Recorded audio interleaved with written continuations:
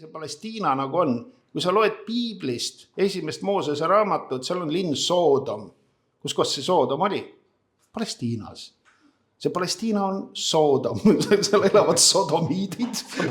Ja mida Jumal tegi sodomiitidega? Jumal olid kahtlused, et need sodomiidid on kahtlased tüübid, et võib-olla peaks ära põletama nende linnad. Aga, et ei oleks mingit kahtlust, saatis revisjoni, 2 inglit tegema revisjoni, et kui leiaks kas või 10 õiget, et siis ei põletaks linna ära. No loomulikult inglid läksid, eks ole, siis sinna linna vaatama, kuidas asjad käivad Palestiinas.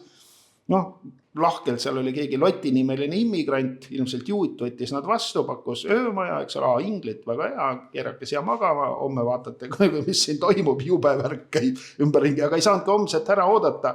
Öösel imbus kari palestiinlasi, piiras maja sisse, ütles, et andke need ilusad mehed meie kätte, tahaks nendega nagu ullata natuke. Aga juudi kombed ei luba nagu, külalist nagu anda kamba pederastide kätte nagu rüvetada, võtke tütred, mul on siin 2 süütud tütart, ka käivad, kuidagi ikka käivad. Palestiinlased ei tahtnud, ei võtnud pakkumist vastu, möllasid hakkasid ju buss sisse lööma. Siis inglitele muidugi, neil oli tehnoloogia parem, siis nad tegid nad pimedaks, need pederastid seal. Siis see kamp vägivaldseid pederast ei leidnud ust üles ja ei saanud neid ära vägistada. Aga muidugi selle jama tulemusel siis Jumal lihtsalt põletas selle Palestiina linna Soodoma ära.